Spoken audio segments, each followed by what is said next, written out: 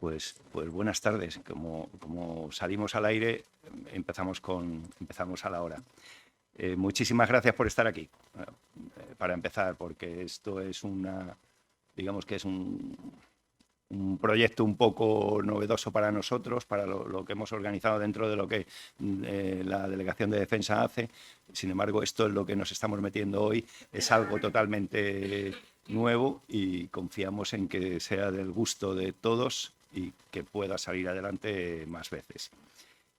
Por tanto, la parte que me ha costado más del discurso es los agradecimientos, porque tengo que dar las gracias a tantas personas y a tantas instituciones que temo olvidar alguno. Por tanto, ya a partir de ahí pido disculpas si alguien no se ve mencionado. En primer lugar, a todos vosotros, a los que consideramos los amigos de la delegación y los amigos de la milicia y de las Fuerzas Armadas, de la cultura de defensa, porque estáis aquí con nosotros siempre. Hablemos de lo que hablemos, además, que es una gozada. Al Ateneo, porque nos acoge aquí ya, tenemos plaza fija, no tenemos casi ni que... Vamos, con llamar ya nos abren las puertas y cuando queramos, a lo que queramos. Y Manuel Ángel, que hoy no nos acompaña, pero que suele estar aquí, nos da todo lo que tiene para que podamos llevar a cabo nuestras actividades. Por supuesto, a las autoridades militares y las civiles que nos acompañáis. En esta ocasión, como es una actividad solo de la delegación, pues no tenemos... A pesar de todo, tenemos aquí al Ayuntamiento, tenemos el Parlamento y luego muchas otras autoridades y amigos, insisto. Gracias a vosotros salen muchas cosas adelante. Y me gustaría hacer un par de particularizaciones en el agradecimiento. En primer lugar, al capitán reservista voluntario Rafael Palacio, y al sargento reservista voluntario Joaquín de Diego, que está ahí de espectador, que son los que me van a hacer el trabajo sucio, que es el de preparar las conferencias y darlas, y en beneficio de todos. Entonces, además son ellos los que me han impulsado para sacar esto adelante, desde la nada, tomando un café en la delegación. Se activan conmigo, me ayudan con el trabajo de la delegación y además un día... con aquello de a ver si somos capaces, no somos capaces, y ya está, sujétame el cubata. Pues aquí estamos. Y a ver qué pasa. Y también un agradecimiento muy grande a Juan Muñiz y a Jesús García, a Chuchi, que están ahí sentados, gracias a los cuales estamos terminando de construir una exposición que Dios mediante empezaremos a pasear, entre comillas, por Cantabria. Y es quizá el motivo por el que empieza toda esta actividad y es lo que justifica que hoy, por lo menos esta primera conferencia. Esto que veis detrás, pues es la presentación de nuestra exposición, el honor de servir a España. Yo he echado de menos, lo justifico, he echado de menos he echado de menos las autoridades locales, sobre todo los alcaldes, los municipios pequeños, echan de menos la presencia militar y eso es algo que es evidente en Cantabria desde que se fueron nuestros regimientos, nuestra patrullera, desde que la remonta se marchó a Ibio y la tenemos allí un poco en una reserva. Nos falta presencia, falta que la población, que los ciudadanos vean los uniformes. Y entonces yo lo he hecho mucho de menos y así se me dice, se me hace saber. Entonces intentamos llegar, como sabéis, intentamos llegar a todos los pueblos, pero no damos abasto, porque los recursos que tenemos, que fundamentalmente son exposiciones con las que mostrar la actividad que hacemos las Fuerzas Armadas, pues son muy pocas, escasas y no las tenemos siempre a disposición. Por tanto, pues nos echamos adelante y ya está. Me dieron la idea de cómo hacer las cosas, sencillas, pero a la vez que sean fáciles que pasen un mensaje sencillo y rápido a nuestros ciudadanos, a nuestros compatriotas, los que ya no nos ven más que en la tele, pero que sean capaces de saber qué es lo que estamos haciendo. Por tanto, Vamos a, ya digo, la terminaremos en unos días y estará a disposición de todo el que quiera. Es muy sencilla, es muy práctica, se puede llevar, traer, montar en cualquier sitio y mostrar lo que hacemos. Esa exposición se compone de dos partes. Yo hablaré de una brevemente, 10 minutos, y el capitán Palacio hablará de la otra parte.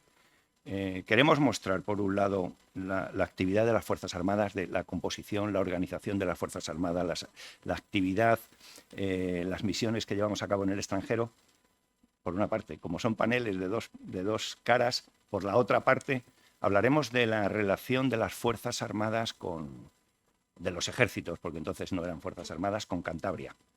Hablaremos de la implicación, de qué es lo que ha habido en Cantabria, de los grandes personajes militares de Cantabria que construyeron la historia de España, del Imperio de España.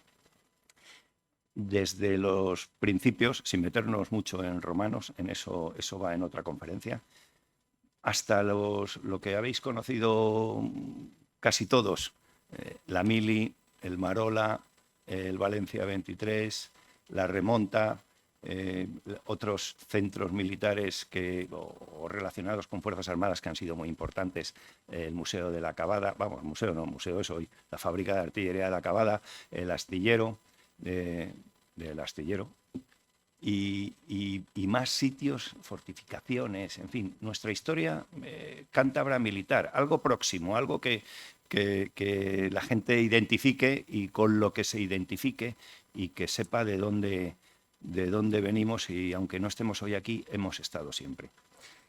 En fin, esa fue la primera conferencia, que es la que vamos a ver ahora, y ya de paso, en un totum revolutum, hemos incluido una segunda conferencia que será la semana que viene, creo recordar, sobre el hundimiento del Dragaminas Guadalete, uno de cuyos supervivientes vive todavía en Colindres, y nos lo traeremos aquí, junto con la conferencia la dará el hijo del penúltimo comandante del buque, que es comandante de infantería, no siguió la carrera de las armas en la Armada, y ahora es de infantería, y él nos dará la conferencia. Y bien, esa sería la segunda. La tercera nos la dará el Joaquín de Diego, que nos va a hablar yo se lo pregunté un día y le planteé un reto.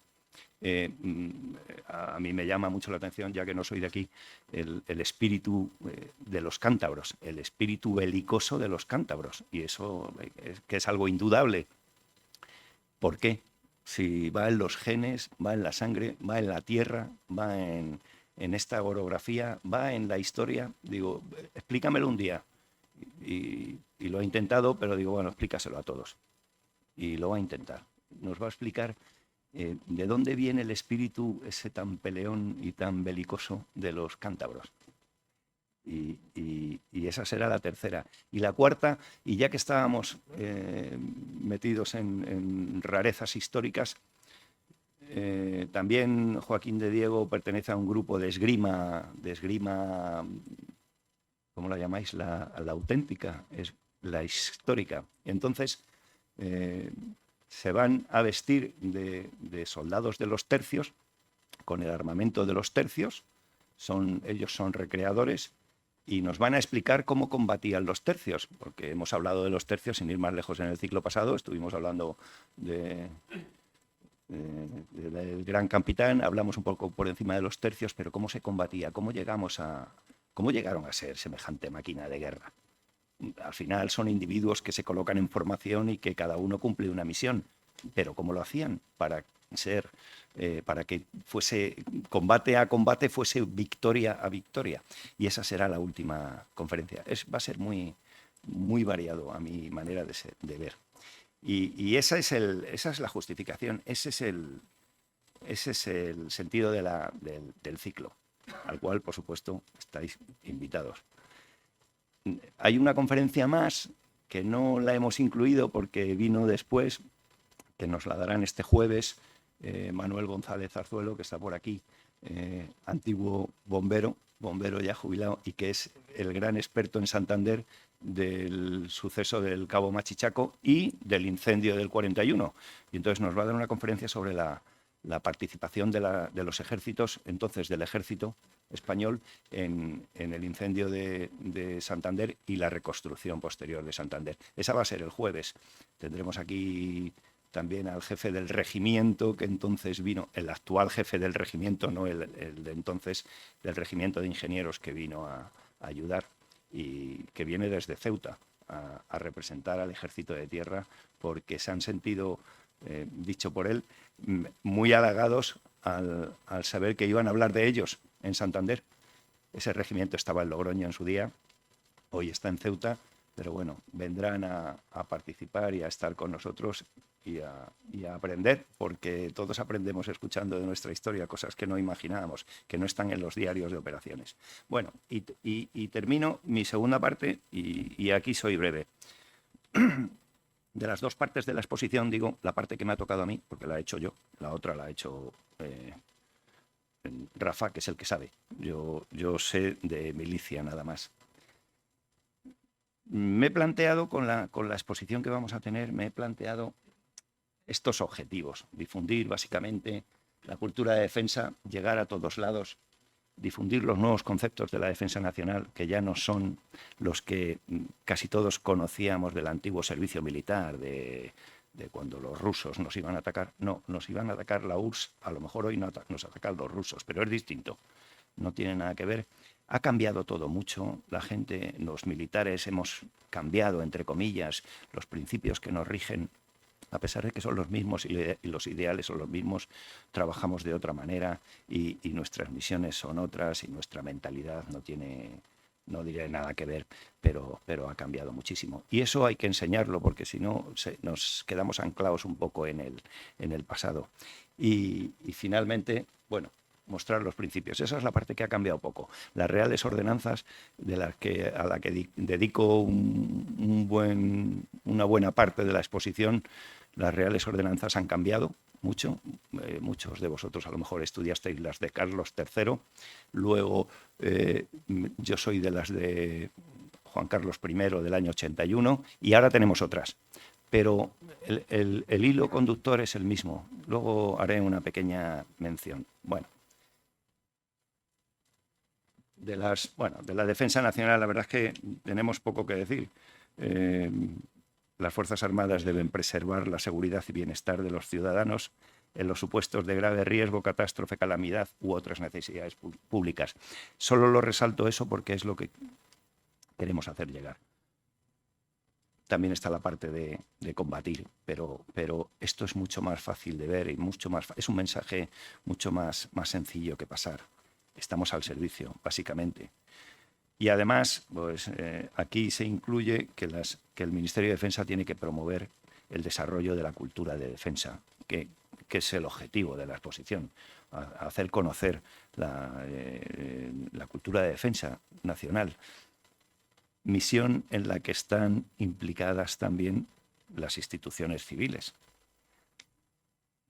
por ley, pero bueno, y en la que está, no diré todo el mundo, pero todos los que rodean este ámbito de la seguridad. Al final es la seguridad de la sociedad española, de los ciudadanos españoles, deberían contribuir a generar una conciencia de seguridad que nos haga, en fin,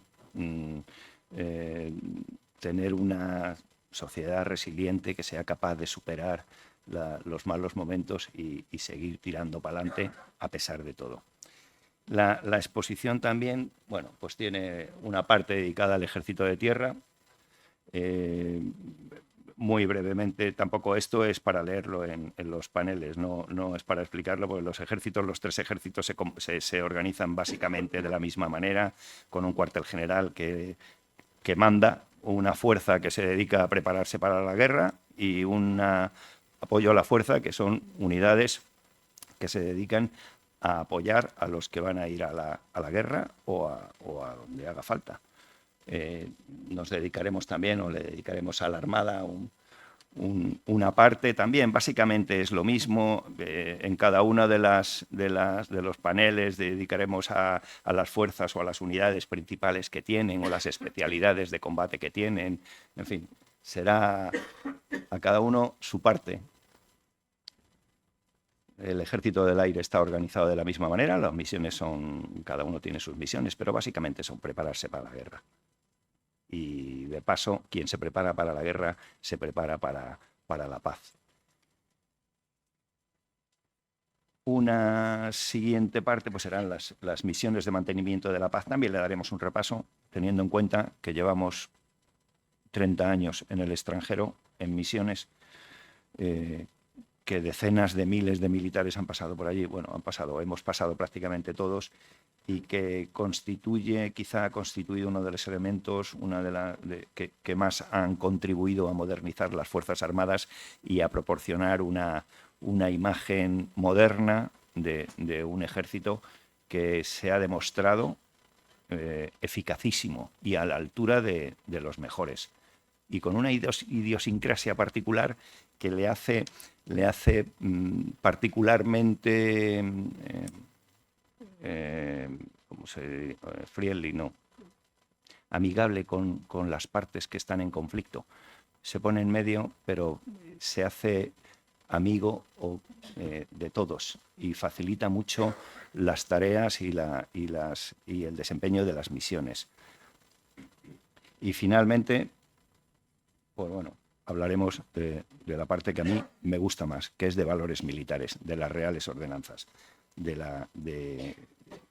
que son nuestra guía de actuación, que son las que nos marcan que nuestra primera misión es estar disponibles permanentemente para defender a España, que son las que hablan de los símbolos de la patria, de cuáles son, de los honores, que hablan de dignidad de la persona, que es un bien común y al cual nos sometemos, al respeto de las normas y de las leyes, y el derecho nacional e internacional, tanto en paz como en guerra. Que hablamos de la tradición militar, de por qué mantenemos nuestras costumbres, nuestras tradiciones, por qué tenemos culto por nuestro pasado y por qué tenemos culto por nuestros antecesores y por todos aquellos que se dejaron la vida por España. También insistimos en la formación de los militares, que es la que hace que podamos cumplir las misiones, porque estamos preocupados porque todos tengamos una formación sólida, moral, intelectual, humanística, técnica, física, que son las que permiten que tengamos a hombres y mujeres permanentemente preparados y dispuestos para intervenir donde se les pida, fuera o dentro, con incendios, con nieve, con COVID, nos da igual. Sobre la base de una preparación sólida podremos tener una fuerza, un conjunto de hombres y mujeres capaces de dar su vida, de sacrificarse por los demás. Y en esa preparación que no se ve es donde se basa la fuerza que tenemos.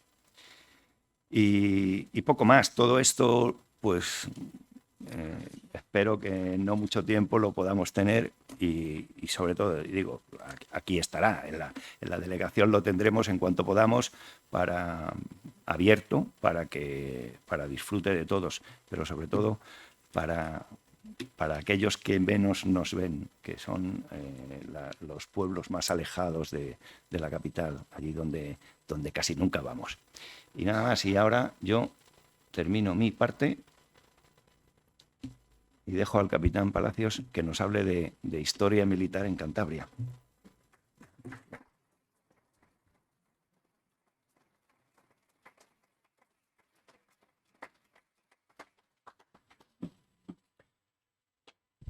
Gracias, mi coronel, con su permiso. Bueno, vamos a ver. Perfecto. Bueno, pues creo que ya el coronel ha explicado perfectamente cuál es la parte que me toca ahora, que es mostrar una cosa sencilla, una trayectoria histórica. Vamos a remontarnos a 8 siglos, ¿no? ¿Para qué más?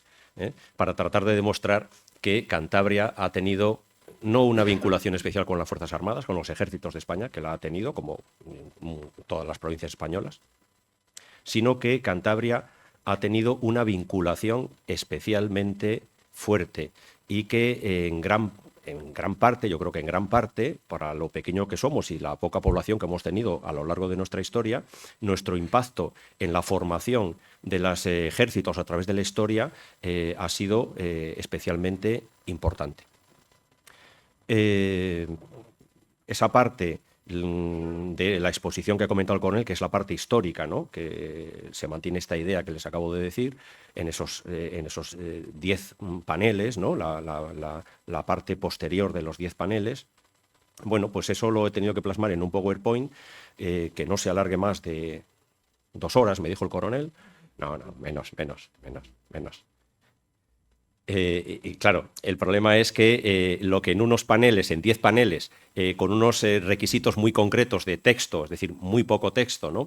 Y unas pocas imágenes que den con fuerza, ¿no? Que den la idea que se pretende, cuando se traslada un PowerPoint es más complicado. ¿Por qué? Más complicado para mí y sobre todo para ustedes. ¿Por qué es complicado para mí? Pues porque lógicamente he tenido que meter más, ¿no? He tenido que alargar un poco el mensaje, he tenido que buscar más momentos, más imágenes, etcétera. ¿Por qué es especialmente complicado para ustedes? Porque van a tener que aguantarlo, ¿no? Es una exposición que no se limita a enumerar acontecimientos, ¿no? Historiales de unidades, etcétera, sino que también tiene una parte subjetiva. Porque, claro, cuando ya les estoy diciendo cuál es la idea fuerza que pretendemos transmitir, ¿no? La vinculación especial y el papel importante que Cantabria ha tenido en la formación y en el desarrollo de los ejércitos de España, pues ahí tiene que haber un componente, lógicamente, subjetivo. Tiene que haber un componente, bueno, pues de especial interés, ¿no? En el mensaje que se quiere transmitir. A mí me gustan mucho estas fotografías de las juras de la bandera, porque bueno, esta tiene pues ya bastantes décadas, porque muestra pues eso, esa vinculación de los españoles, ahora también de las españolas, con nuestros ejércitos, con nuestras Fuerzas Armadas. Ahora empiezo con lo de siempre, ¿no? La Reconquista, don Pelayo, pero es verdad. Al final, el origen de la España actual o de la España que hemos conocido hasta hace poco tiempo se inicia en un pequeño rincón del norte peninsular que abarcaría ahora una pequeña porción de las actuales comunidades autónomas de Asturias y de Cantabria, ¿no?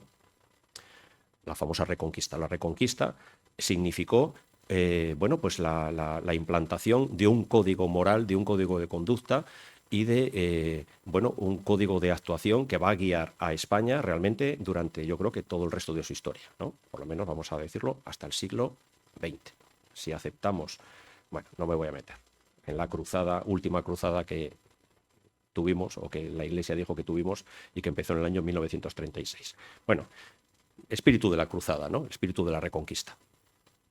Hitos importantes, algunos vamos a hablar de ellos aquí, otros no.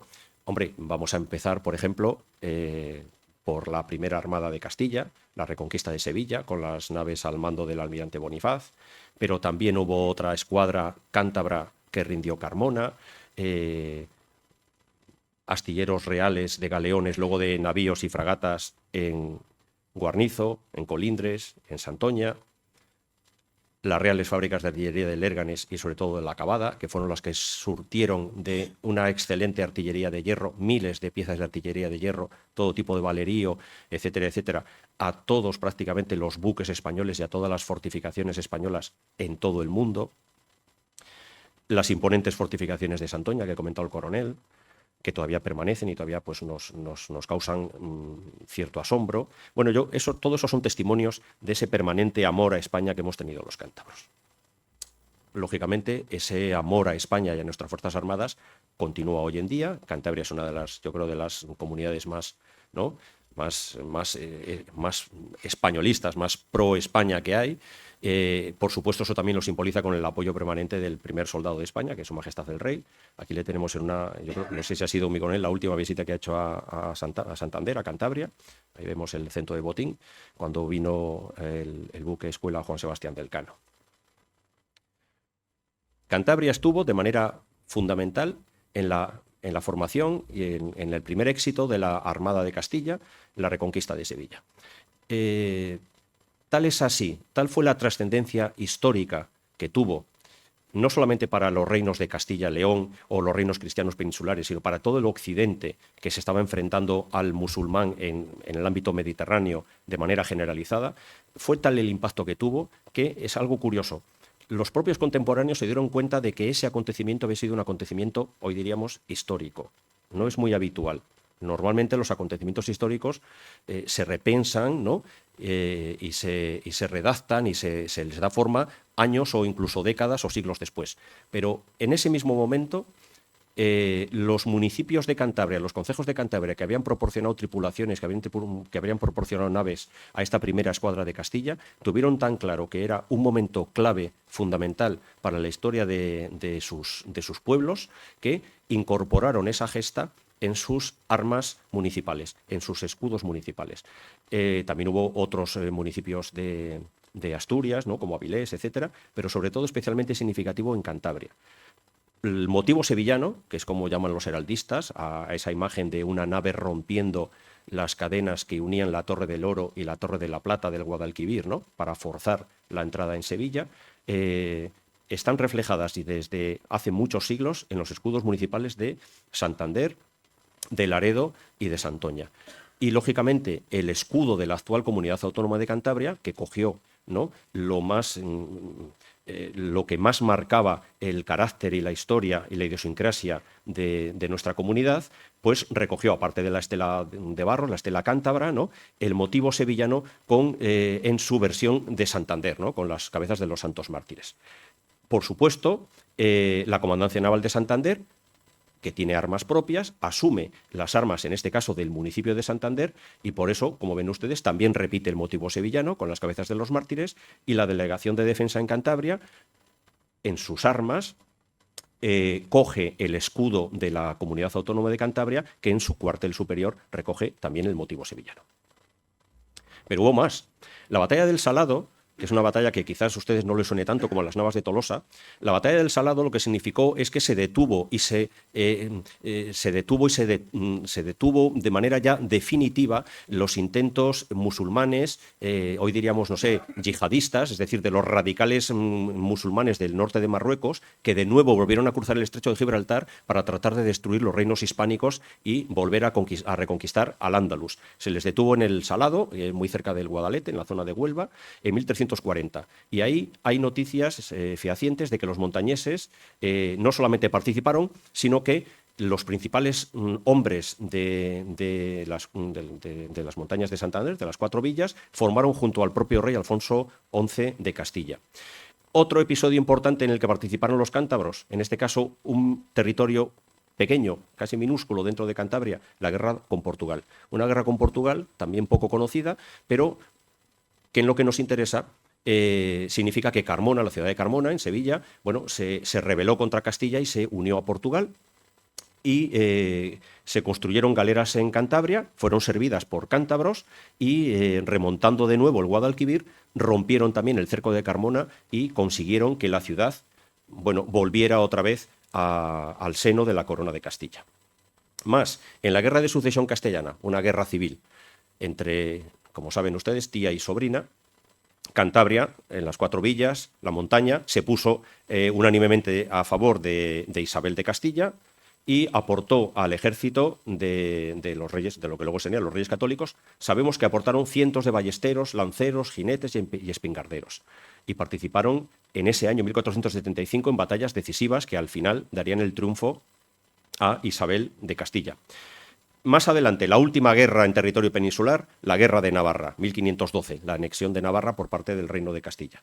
La Merindad de Trasmiera reclutó 600 peones y a su frente se pusieron, lógicamente, todos los jefes, todos los líderes de todos los linajes importantes de aquí, de la Merindad.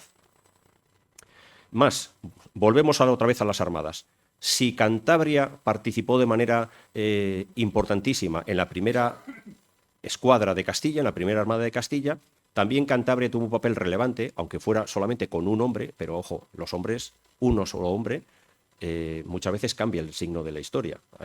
Hay 2 teorías en la historia, ¿no?, fundamentales, que son los grandes hombres los que cambian la historia, hacen avanzar la historia de manera imprevista o decisiva, y luego que son las condiciones, ¿no? Es más determinista. Bueno, en este caso yo creo que hay que hacer una mezcla de ambas, ¿no?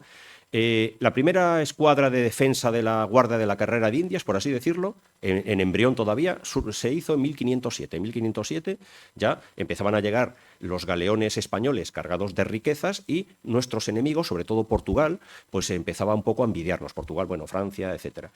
Como se pensaba que iban a estar esperando en la zona del Estrecho, pues se mandó arbolar una pequeña escuadra para recibir a estos galeones que venían de América y protegerlos hasta que llegaran al puerto español. Y se eligió que estuviera su mando Juan de la Cosa, que era de Santoña y que, bueno, es más conocido por otras cosas, ¿no?, relacionadas con el descubrimiento y con la cartografía.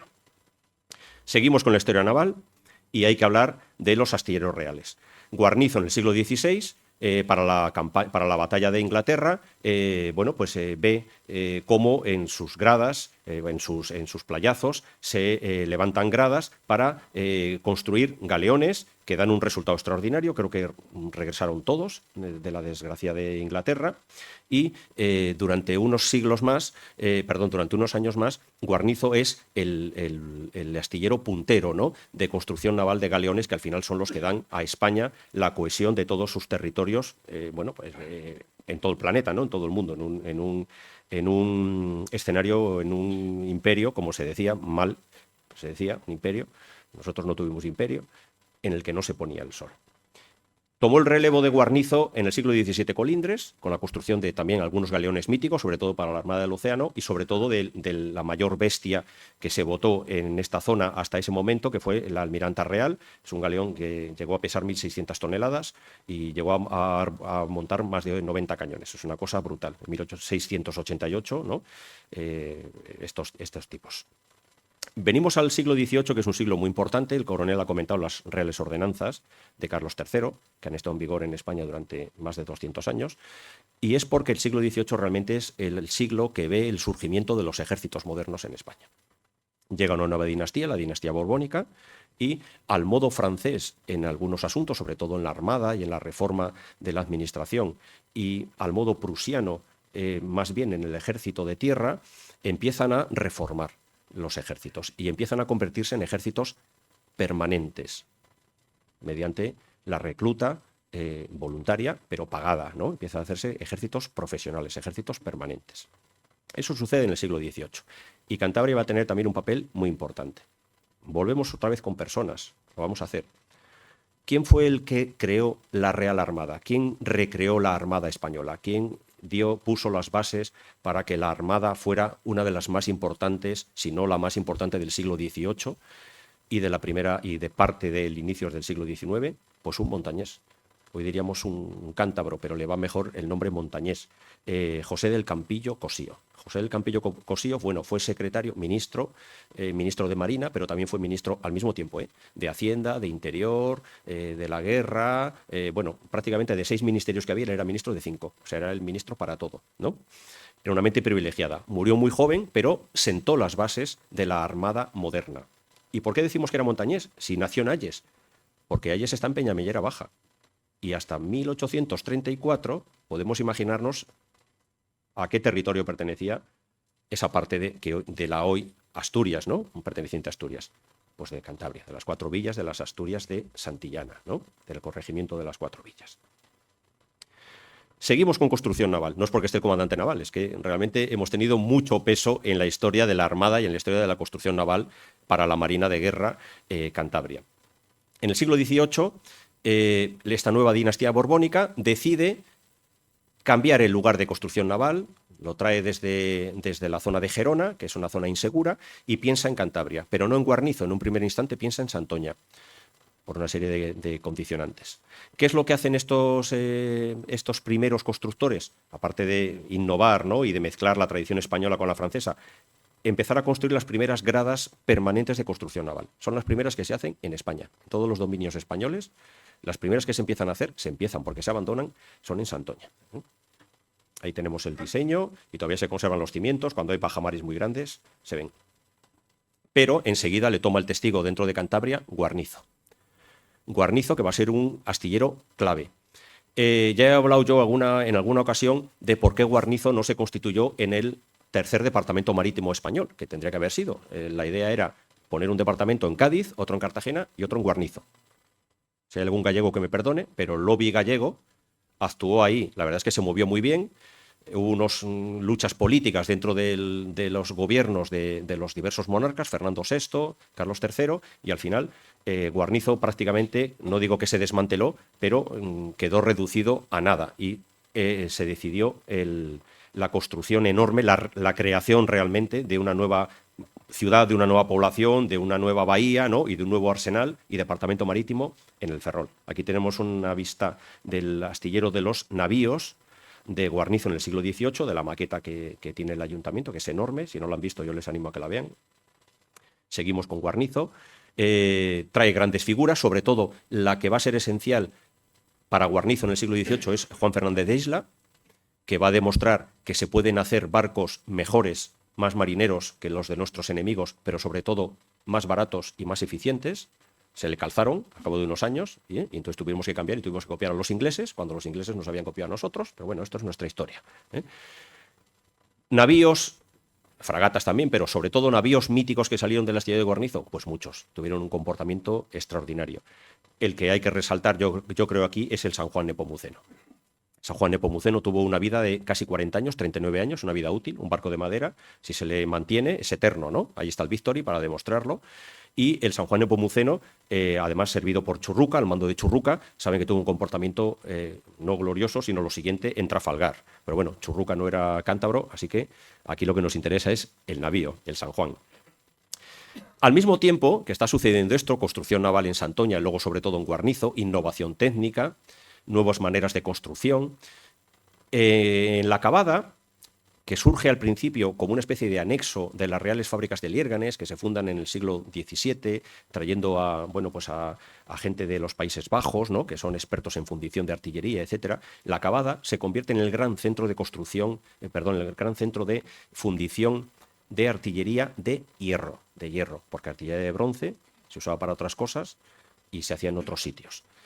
La Cavada se especializa en artillería de hierro, lo mismo, innovación técnica. Se empiezan a hacer, por ejemplo, para que se hagan una idea, se empiezan a hacer experimentos con carbón de coque, no carbón vegetal, es decir, algo como muy moderno, ¿no? Se instalan altos hornos, se inventan máquinas para barrenar.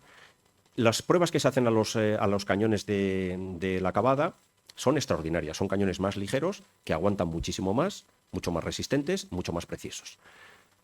Y la Cavada va a experimentar un boom glorioso que se va a extender durante muchas décadas, hasta finales del siglo XVIII. Y ya les he dicho al principio que se van a producir no solamente miles de cañones, sino cientos de miles de balas rasas, palanquetas, bombas de mortero, metralla, es decir, todo tipo de valerío, ¿no? Relacionado con la artillería, que se cargaban en Tijero y desde Tijero se mandaban pues, a donde hiciera falta, a Ferrol, a Cartagena, a donde fuera. El documento que está arriba a la derecha no se ve bien, pero muestra uno de esos envíos desde la Cavada por medio de Tijero al Ferrol, y son, bueno, creo que son 37 piezas de artillería de 36 tal, y sobre todo casi 2.000, 1.500, 800 balas de todo tipo. ¿Qué es lo que queda hoy de este complejo tan enorme que vemos ahí arriba a la izquierda que hubo en la Cavada? Hombre, pues queda poco, pero no queda tan poco como nos podemos imaginar. El Museo de la Cavada, que es el que refleja, ¿no? Toda esta gloria, toda la historia realmente de la Cavada hasta mediados del siglo XIX, ¿no? Más o menos, pero sobre todo el momento de gloria de la Cavada, que coincide con esas décadas centrales y finales del siglo XVIII, no está en uno de los edificios originales de las Reales Fábricas, pero podía haberlo estado perfectamente, ¿no? Si se hubieran dado una serie de circunstancias, me imagino. Miro al director porque le tengo aquí, ¿eh? ¿Qué es lo que queda de las fábricas de la Cavada? Pues todo eso que ven ahí queda. Parece mentira, pero claro, es que está embutido dentro del pueblo. Se ha ido colonizando, ¿no? Al abandonarse las construcciones, claro, los edificios van sirviendo a otras necesidades. Hombre, quizás el servicio más bizarro sea el de la capilla, que ahora es una vivienda, ¿no? Eso es un poco lo que más nos llama la atención. Pero bueno, lo demás, pues algunos están en un estado de ruina, pero otros han sido recuperados. los cuarteles, donde estaba el que recepcionaba los materiales, ¿no? Los cuerpos de guardia, etcétera, etcétera. Todo eso, como ven, los almacenes, todo eso todavía se conserva. Por supuesto, la gran puerta de entrada al complejo de la época de Carlos III. ¿Qué ha desaparecido? Pues, hombre, han desaparecido muchas cosas. Los altos hornos han desaparecido, las represas muchas ya se han colmatado, lógicamente, ¿no? Están ahí, pero no se ven. Y la cerca perimetral se conserva unos pocos tramos solo, unos decenas de metros, pero claro, eso estaba todo rodeado por una cerca, ¿no? Una especie de muralla, ¿no? Para que nos entendamos. Queda mucho todavía y eso es un trabajo importante, ¿verdad? De recuperación y cuando se hacen visitas guiadas la gente se sorprende, que de pensar que no queda nada, se les dice, no, mira, esto es de la época, esto es de la época. En el museo, además, se expone un plano muy práctico de todos esos restos que todavía se conservan y se le da una ubicación muy sencilla para poder ir recorriéndolos. Algunos me imagino que no, Ángel, porque estarán en algún prado, que no vamos a meternos en líos, pero hay otros que se pueden ver perfectamente. Bueno, ahora tenemos que ir con una persona, con un cántabro que simboliza las virtudes militares que ha comentado el coronel antes. Luis Vicente de Velasco. Es un cántabro, es un marino al que yo creo que todos conocemos. Yo tengo una manía, que a mí me gusta hablar y no poner letras, pero cuando pongo letras, leo las letras, como si ustedes no supieran leer. Entonces, bueno, es una manía. Ahí está un retrato idealizado de Luis Vicente de Velasco, que se pintó después de su muerte. Y es uno, yo creo, de los mejores ejemplos de esas virtudes que adornan o que adornaban a los marinos ilustrados del siglo XVIII, del siglo de las luces español. Una formación teórica y práctica extraordinaria y además un valor fuera de lo común y un deseo de servicio que va más allá, yo diría, del deber. Bueno, él nació en Noja. Su padre era caballero de Santiago, es decir, era una persona perteneciente a las élites provinciales, tenía unos buenos medios de vida y le mandó con 15 años, con 16, perdón, con 15 años. Con 15 años a la Academia de Guardias Marinas de Cádiz para iniciar la carrera naval. ¿Cuáles eran las asignaturas que se daban en la Academia de Guardias Marinas de Cádiz? Pues fíjense ustedes. Teóricas, matemáticas, geometría, trigonometría, cosmografía, náutica, fortificación y artillería. Se hacían prácticas de artillería, armamento, construcción naval y maniobras. Y también, por supuesto, como caballeros que eran, que iban a representar a España por todo el mundo y ante todas las naciones, tenían que aprender danza, esgrima e idiomas. Es decir, tener una formación, vamos, no creo que haya nada que envidiar a las carreras técnicas de hoy en día.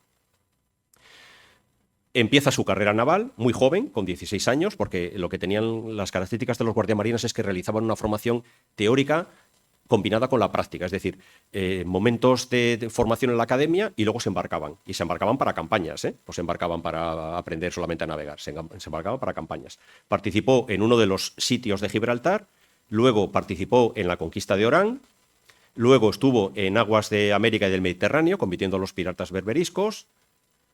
En 1739 empieza la Guerra del Asiento, la Guerra de la Oreja de Jenkins.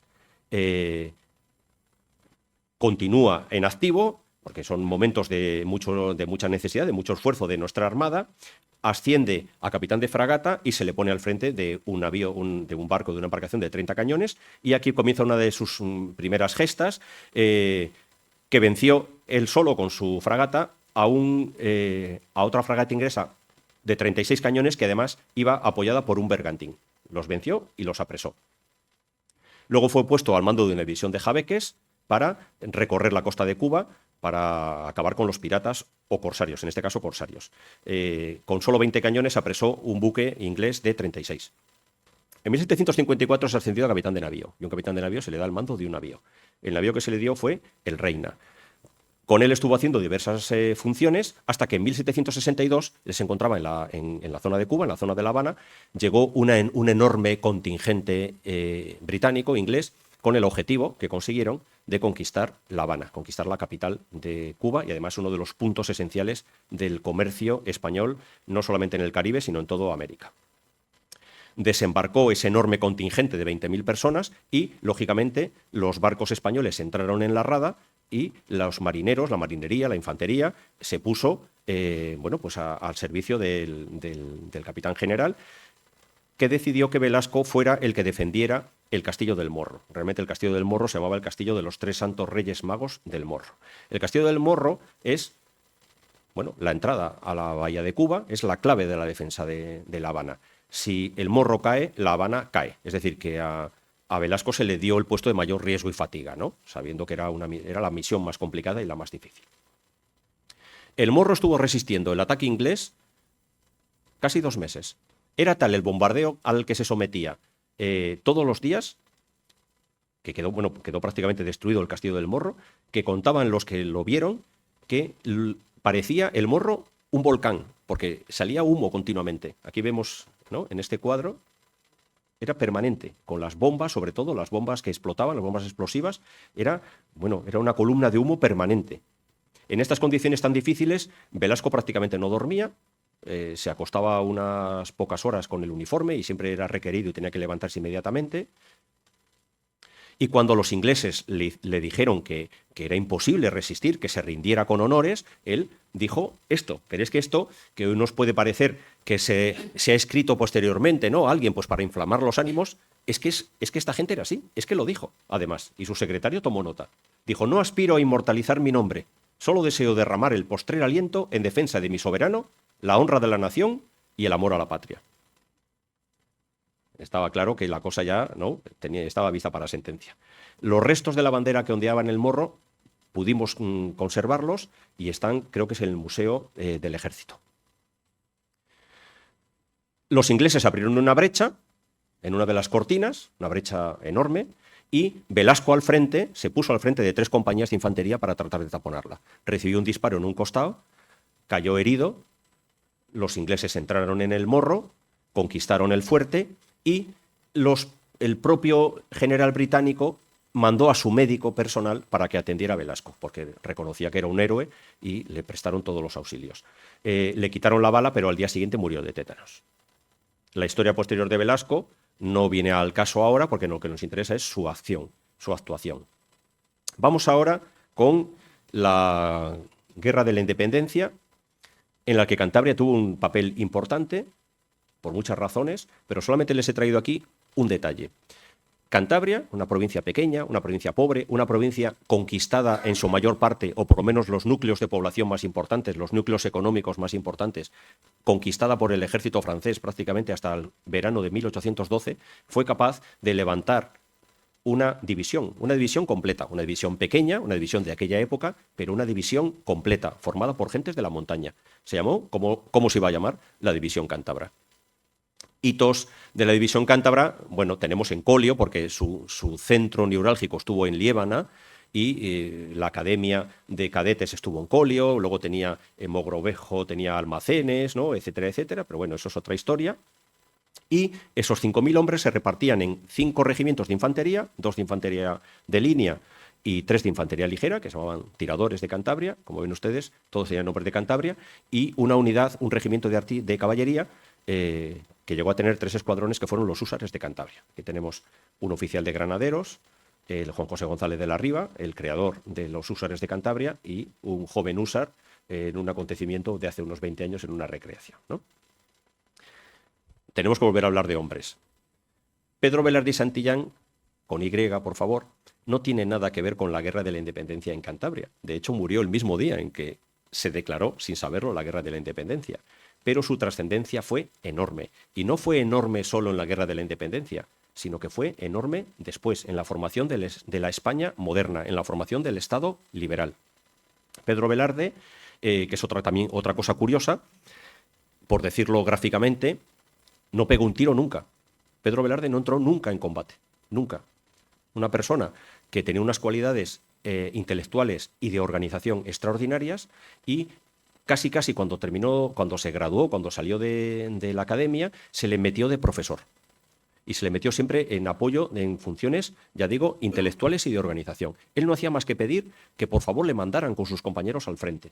Pero el arma de artillería siempre decía que él era más valioso como profesor, él era más valioso como docente.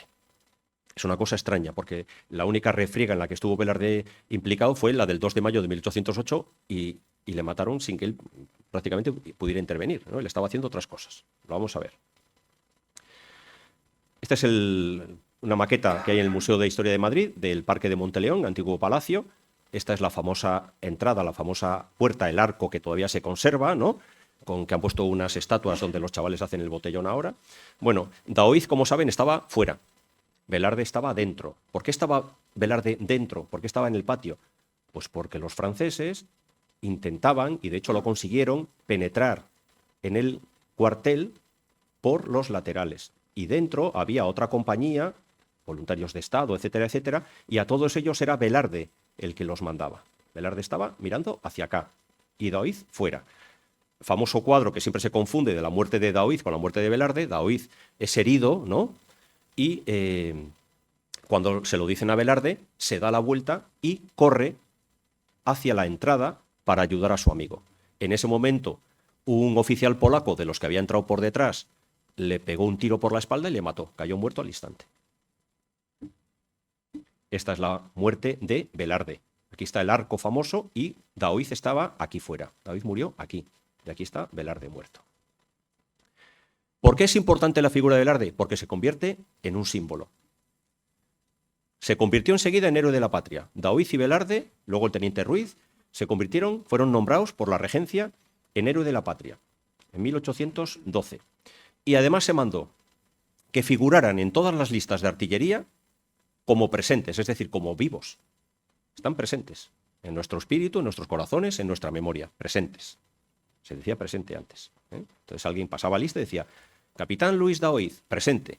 Presente por la muerto en defensa de tal. Aquí tenemos nuestro monumento de aquí de Santander y aquí tenemos el monumento al soldado desconocido, creo que se llama ahora, en la Plaza de la Lealtad. ¿Saben ustedes para quién se hizo ese monumento? Para los restos de Daoiz y de Velarde, que están ahí dentro todavía, lo que quede. Además, sus nombres se inscribieron con letras mayúsculas a la cabeza del escalafón, es decir, siempre el capitán de artillería más antiguo, los primeros iban a ser Daoiz, que era capitán en primero, y Velarde, que era capitán en segundo. No eran capitanes los dos. Uno era capitán primero y el otro capitán segundo, como sargento primero y sargento segundo. Los primeros.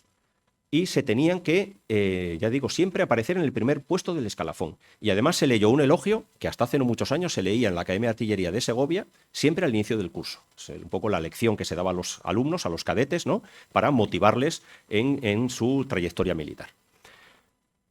He puesto antes que estos honores a Daoiz y Velarde se terminaron en el año 1987. Y dirán ustedes, ¿y por qué? ¿Por qué se termina con esta gloriosa tradición, no? Porque había otros militares que también figuraban en los altos escalafones y que había que nombrar. Ya se pueden ustedes imaginar quiénes, ¿no? Entonces, muerto el perro, se acabó la rabia. Quitamos a Franco, quitamos a Daoiz y quitamos a Velarde. Y bueno, pues Daoiz y Velarde, sin comerlo ni beberlo, pues bueno, han desaparecido, por lo menos, ¿no? de los listados oficiales como presentes. En el siglo XVIII se instaura la mili, no como la conocemos nosotros, pero se instaura la mili. ¿Por qué? Porque además de haber fuerzas permanentes profesionales, luego se establece el sistema de quintas. Y lo que se dice es que todos los mozos de una determinada edad con unas características físicas tienen que entrar en un sorteo por territorio y se elige, salen los números y los agraciados tienen que ser reclutados en unas unidades propias, unas unidades de reserva, unas unidades que solo se activan cuando son necesarias y solo salen de Cantabria en caso de guerra total. Son los regimientos de milicias provinciales. Aquí tuvimos uno. Primero se llamó Santander, luego Laredo y luego otra vez Santander. Esta es la bandera, proyecto de bandera del regimiento, con las armas de Santander y con el nombre de Santander. Cuando estuvo en Santander se quedó en el Castillo del Rey, el Castillo de San Felipe. Y ya les digo que cuando hubiera guerra total, solamente en esa situación tenía que salir fuera de Cantabria. Y eso fue muchas veces, no, nada, en el siglo XVIII, pues casi nada, como ven ustedes. Nada más crearse el regimiento, a Italia. 5 años en Italia. Guerra de la Convención, nos vamos hasta la zona de Guipúzcoa, Irún, incluso penetramos en Francia. En la Guerra de la Independencia, por supuesto, anduvimos por toda España y por toda Francia. Llegamos hasta la batalla de Toulouse, la última batalla de la Guerra de la Independencia. En la guerra realista, antes de que vinieran los 100.000 hijos de San Luis, también estuvo el regimiento involucrado, y luego en la primera guerra carlista. Y en la primera guerra carlista, que también estuvo por todos los sitios, en vez de estar en Cantabria, estuvo en todos los lados, estuvo en la sede de Urgel, estuvo en Burgos, estuvo en Valladolid, estuvo en todas las partes. Su actuación seguramente más meritoria fue la del sitio de Bilbao, en 1836. Nosotros ya conocemos más esto, ¿no? La mili. ¿Eh? La mili que empezaba por el tallaje en los ayuntamientos. Te tallaban, te pesaban, ¿no? Concordaban tus datos. Esto pensemos que ha sido hace 60 años y esto ha sido hace un poco más, 100 años, pero es lo mismo. Todavía tenemos la talla, ¿no?, en la Delegación de Defensa para medir. Y luego el sorteo. El sorteo con estos bombos en los que van saliendo números, ¿no? Cada quinto tiene un número y entonces, bueno, pues se van poniendo, ya ven ustedes ahí, y a ver dónde toca, ¿no? Excedentes de cupo, no cupo, etcétera, etcétera. Y luego ya está el encuadramiento aquí, bueno, pues en el que ya se les va dando el equipo, ¿no?, a los soldados, aquí están los escribientes, ¿no?, etcétera. Bueno, pero vamos a concretar. La mili en Cantabria. ¿Dónde hacían la mili los reclutas cántabros, no sé, de hace 40, 50, 60 años? Bueno, la hacían en cualquier sitio, claro. Los de la Armada les solía tocar el Ferrol, porque en la Armada seguían funcionando las quintas de mar creadas en el siglo XVIII. Los que tenían una cartilla de navegación iban a la Armada, eso seguro. Y normalmente les tocaba Ferrol. Pero luego ya podían embarcarse y podían ir a cualquier otro sitio. Pero la gente de tierra, del ejército de tierra, por ejemplo, pues les podía tocar, y de hecho les tocó a muchos, hacer la mili en Santander, en principio. Aunque luego, bueno, tenían que hacer un periodo de instrucción en otro lugar y luego, si tenían suerte, se quedaban en Santander. ¿En dónde? Pues en el regimiento de ferrocarriles, ¿no? Primero hubo 2 regimientos de ferrocarriles del arma de ingenieros, luego se fusionaron en uno, en el regimiento de movilización y prácticas de ferrocarriles. Al tercer batallón pertenecía la 33 unidad, que es la que estaba destinada en Santander. Y bueno, esto hasta hace 4 días hemos visto su antiguo cuartel, ¿no?, donde estuvo la policía local de Santander, ahí en la calle, es la calle Castilla, ¿no? O sea, ahí estaba el cuartel de ferrocarriles. La Armada, si tenían suerte, los cántabros también podían hacer la mili aquí, en el Marola, porque el Marola era el patrullero que durante más de 3 décadas estuvo afecto al puerto de Santander, a la Comandancia Naval de Santander, y es la que patrullaba nuestra zona de costa. La tripulación era pequeña, yo no sé si eran 30 o 40 efectivos. Bueno, pues los 15 o 20 beneficiados que les tocara la suerte que fueran de Santander o de Cantabria, bueno, pues lo tenían mucho más fácil, ¿no? A mí me han contado gente que hizo la mili en el Ferrol, pues que venían, imagínense ustedes, hace 60 años, pues venían con suerte 1, 2 veces a lo largo de su mili, ¿no?, que eran 2 años de mili. Sin embargo, el que le tocara en este patrullero, por ejemplo, aparte de que la vida en la mar es dura, ¿no?, y eran travesías, no serían muy largas, pero eran guardias de 24 horas. Bueno, pero hay mucha gente todavía que recuerda su servicio militar en el Marola, en la Comandancia Naval, y además mantienen contacto todavía, ¿no? Lo recuerdan con mucho cariño, porque era una familia, era una tripulación tan pequeña, era un barco tan pequeño, tantas horas en la mar, ¿no?, juntos, que dicen que, bueno, o se llevaban bien por narices, ¿no?, o se tiraban por la borda, y por la borda pues no se tiró nadie, o nadie se cayó. ¿Dónde más se podía hacer la mili? En la remonta.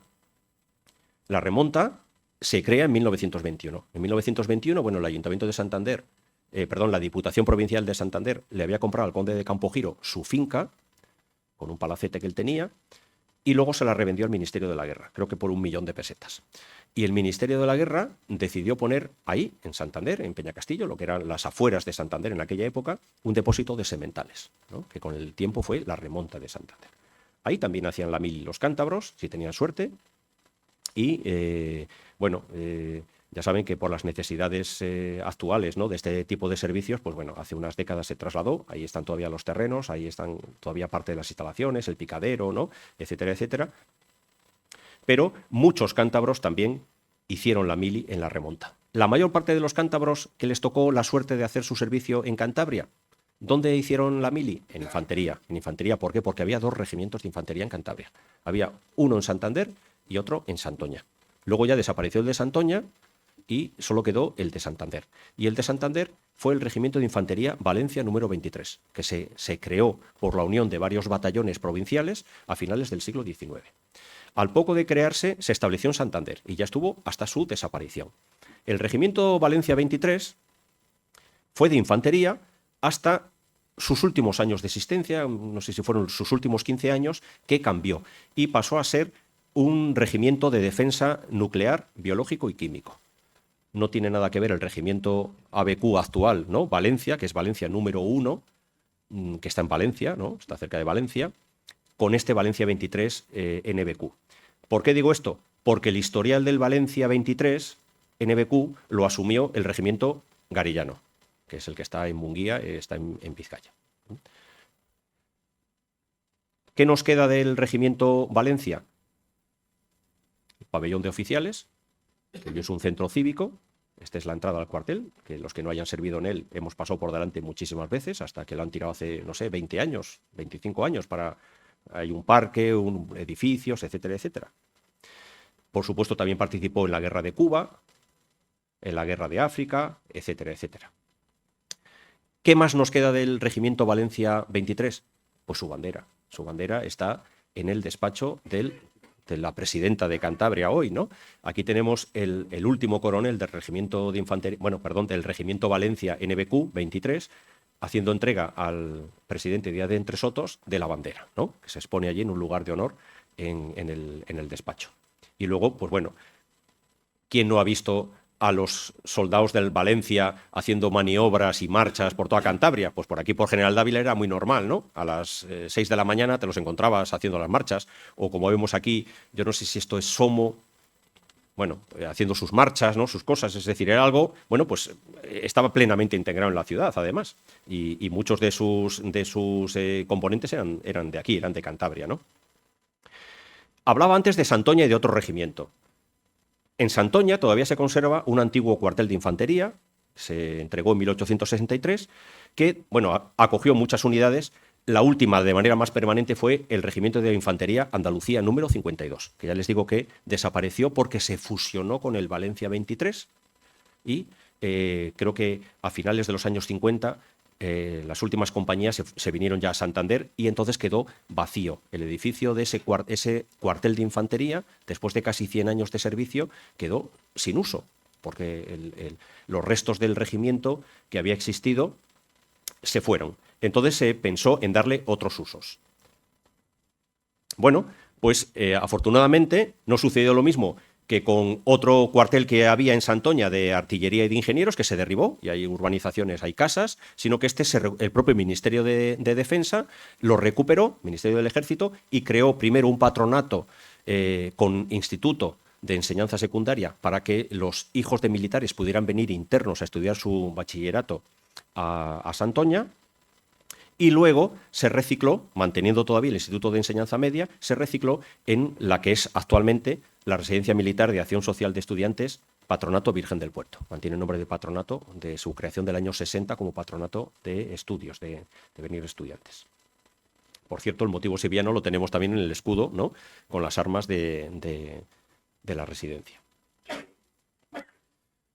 Esta unión estrecha continúa hoy en día, no con tantos efectivos, claro, porque el ejército profesional ha implicado una reducción de efectivos, porque el ejército profesional y las nuevas misiones de las Fuerzas Armadas ha implicado una reducción de bases, una reducción de unidades, pero continúa existiendo esa unión entre Cantabria y sus Fuerzas Armadas en unidades físicas. Por ejemplo, aquí tenemos en Ibio, ¿no? En Mazcuerras, tenemos el centro militar de Criacaballar, que es heredero directo de la remonta, ¿no? Y que ocupa, yo creo que 5 veces más terreno del que tenía aquí en la remonta, es decir, que tiene unas instalaciones extraordinarias, ¿no? Y hace una labor magnífica en todos los sentidos. Me imagino que algunos de ustedes, o muchos, si no han ido a verlo, si no, pueden hacerlo porque periódicamente se hacen visitas guiadas. Y ya el gran desconocido que está en Cantabria, bueno, está en Cantabria, está la mitad en Cantabria y la mitad en Burgos. Está la mitad, pertenece al municipio de Soba y la otra mitad al municipio de Espinosa de los Monteros, que es el que se lleva el mérito, ¿no? Que es el EVA, es el Escuadrón de Vigilancia Aérea número 12. Sus armas, su escudo, su emblema, lo dice todo, ¿no? Dice, donde nadie está, estamos nosotros. Claro, no hay más que ver las fotografías de dónde están, ¿no? Ya dicen que no nieva como antes, pero esta foto es de hace 2 años. O sea, que es que la poca nieve que cae debe ser que les cae a ellos siempre, ¿no? Es decir, unas condiciones realmente de trabajo muy complicadas, ¿no? Pero su labor es también fundamental, es esencial. Bueno, pues esta también es una unidad del nuevo ejército del aire y del espacio, ¿no? Del ejército más moderno dentro de las Fuerzas Armadas Españolas, que también está en Cantabria, ¿eh? Y que yo creo que también alguna vez ha hecho alguna jornada de puertas abiertas, ¿no? Para la gente, la verdad es que es muy curioso verlo. Ven ustedes el titular del periódico que he puesto aquí, dice, la unidad más peculiar de las Fuerzas Armadas. Bueno, yo creo que hay algunas más peculiares, pero bueno, dice, a caballo entre Cantabria y Burgos. Es que realmente es algo especial, ¿no? Incluso su propia, la propia orografía tan dura que está ahí en el Portillo Lunada, realmente es, bueno, la hacen totalmente diferente, ¿no? A todas las demás de las unidades que podemos tener en Cantabria. Yo siempre digo lo mismo cuando llego, en este caso, a esta diapositiva. Esta diapositiva es muy importante. Me gustaría que se quedaran con ella. ¿Por qué es importante? Porque es la última. Los ejércitos españoles en Cantabria mantienen una relación secular. Cantabria y los ejércitos llevan unidos muchos siglos, estarán unidos muchos siglos más, y ¿qué quiere que les diga? No es la conferencia habitual, ¿no?, que yo estoy acostumbrado a dar, porque tiene partes, ya lo han visto ustedes, se lo dije, es subjetivo, ¿no? Son cosas del corazón, muchas de ellas, ¿no?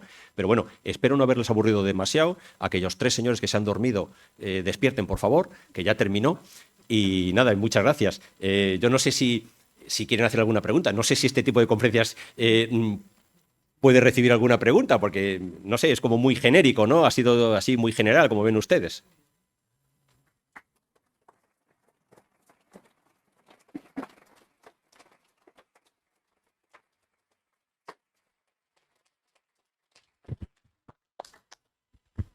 Buenas tardes, magnífico, ¿eh? Supongo que ha sido un error involuntario. En Albericia hubo un destacamento del aire en los años 40 y hay documentación y fotos incluso y anécdotas. Ha sido un error. Un destacamento, además, donde se crió el coronel que estuvo mandando el destacamento de ferrocarriles durante muchos años. O sea que, si estamos todos aquí. No hay que ir muy lejos para... La historia está hoy aquí sentada. Bueno, reitero lo de magnífica conferencia y no sé si lo tiene usted previsto y si no se lo apunto, la posibilidad de una próxima conferencia sobre aquellos cántabros que destacaron fuera de Cantabria.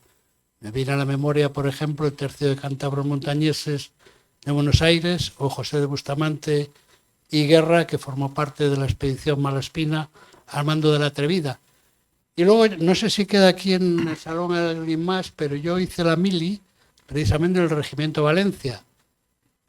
Y por eso quería una aclaración. Cuando hice la mili ya regimiento especializado, el coronel era Teodoro Palacios Cueto, supongo que no hace falta decir nada más. Y yo siempre había creído que prestaba la mili en el Regimiento de Defensa ABQ y no NBQ. Al menos cuando yo hice la mili se llamaba así. No sé si me lo puede aclarar. Sí, era ABQ. Antes era la guerra atómica, biológica y química. Ahora es nuclear porque vale todo. Bueno, pues se ha equivocado. Pero por todo lo demás lo ha dicho perfecto. Bueno, salvo esos 8 errores o 10 que han dicho.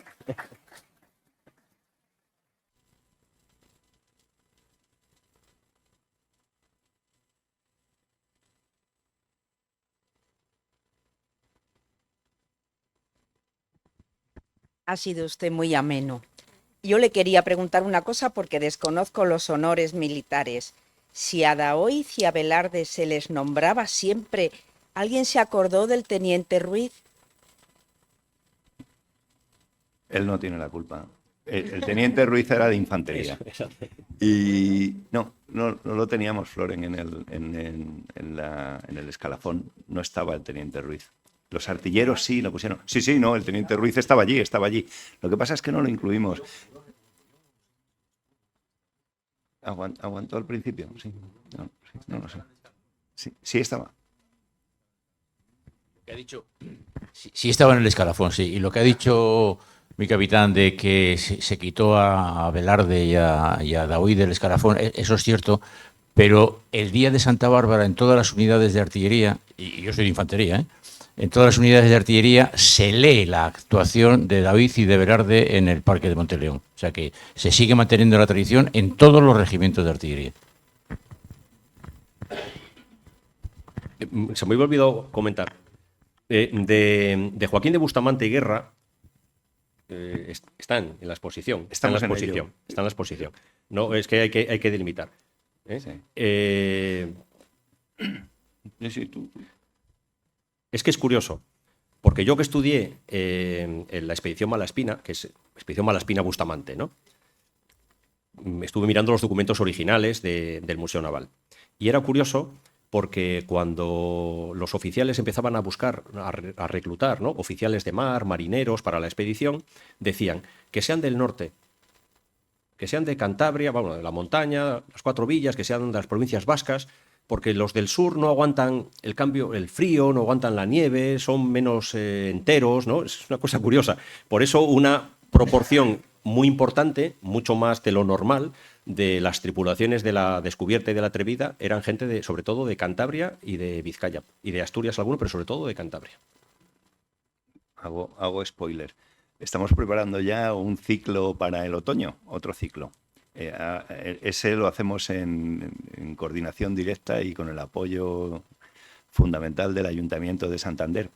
Y este año lo vamos a dedicar a personajes militares cuya labor o cuya tarea produjo avances sociales o avances en la ciencia o avances en la humanidad de trascendencia mundial.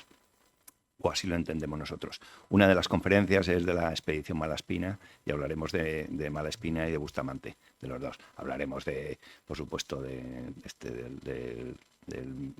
médico, de Ramón y Cajal. Se me olvidaba, estaba con Gómez Ulla. De Ramón y Cajal y estaremos también vamos a hablar de Juan de Herrera, que fue guerrero antes de arquitecto, y hablaremos de las expediciones a la búsqueda de la ruta de China por el norte por Alaska y por el norte de los Estados Unidos. En fin, pretendemos darle una perspectiva este año a las conferencias un poco distinta, y una de ellas precisamente es de Malaspina. De Malaspina, porque además consideramos que fue una cosa extraordinaria, fue una hazaña, vamos, lo que se sacó de allí tan avanzado que ni siquiera la sociedad en ese momento pudo aprovechar todos los conocimientos que se extrajeron de aquella expedición. O sea, que hubo cosas que no fueron capaces de aprovechar por la calidad de todos los científicos que iban en aquella expedición con aquellas 2 pequeñas corbetas.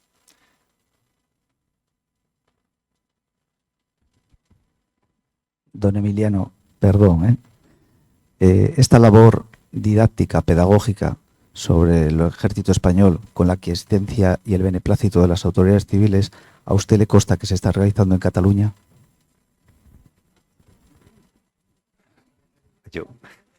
A mí me nombraron para Cantabria y yo me dejo el alma aquí y me consta que mis compañeros en Cataluña se están dejando el alma. Me consta.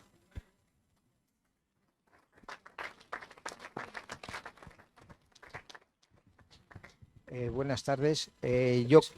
Yo quería enviar un recuerdo muy especial a la farmacia militar en la que yo serví, aquí en Santander. Y siendo de Santander, yo no pisé el cuartel, el regimiento, pero conocía a todos los oficiales y suboficiales. Y desde luego, maravillosas personas, y que se acuerde la próxima vez de que hubo una farmacia que nos preocupábamos un poquito por los compañeros. Bueno, la aspirina militar y el antigripal son remedio para cualquier enfermedad en cualquier sitio. Para todo, el antigripal para todo. Bueno,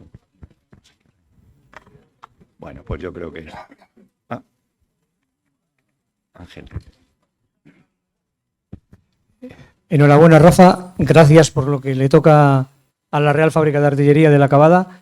Y yo quería hacer una referencia en el tema de los honores, una referencia y una diferencia entre lo que puede ocurrir aquí en España y lo que ocurre en Inglaterra, y no me llevo muy bien con los ingleses. Pero quiero que me digas si es cierto, que sé que más o menos sí lo es, pero hasta qué año, cuando Luis Vicente Velasco defendió el Morro de La Habana, en su entierro, los oficiales ingleses ordenaron parar para asistir a su entierro en señal de respeto. Y luego, ¿hasta qué año más o menos estuvieron y qué tipo de navío? Yo creo que eran todos los navíos, pero los navíos ingleses tenían orden de hacer una señal de respeto al pasar por el paralelo de Noja, al pasar a la altura de la costa de Nojas, en señal de respeto. Entonces, si tú tienes alguna referencia de... No sé hasta cuándo se hizo. Me imagino, sí, los usos de la guerra, de ese tipo de guerra caballerosa, pues terminan a finales del siglo XIX, una cosa así. No lo sé, ¿eh? También. Bueno, pero las Malvinas era un conflicto distinto y distante para España. No sé por qué. Bueno, pues en los 80. Sí, perfecto. Perfecto.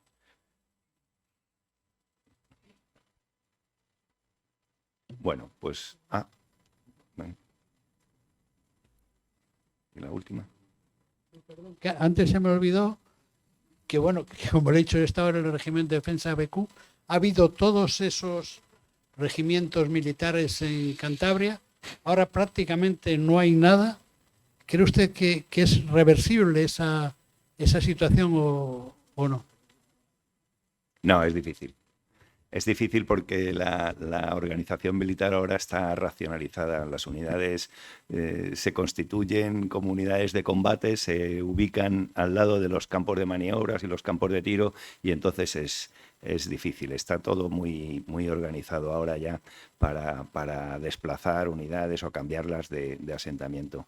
No es la política. Ahora mismo, además, las inversiones militares van por otras vías, no por la construcción de nuevas instalaciones o infraestructuras, sino por la modernización del material y la preparación, sobre todo la preparación para la guerra. Entonces, modificar ahora ya los despliegues no tiene mucho sentido. Y más cuando en estos tiempos, hombre, hace unos años, hacer la mili fuera, pues eso, estaban en el Ferrol ahí al lado y venían una vez al año.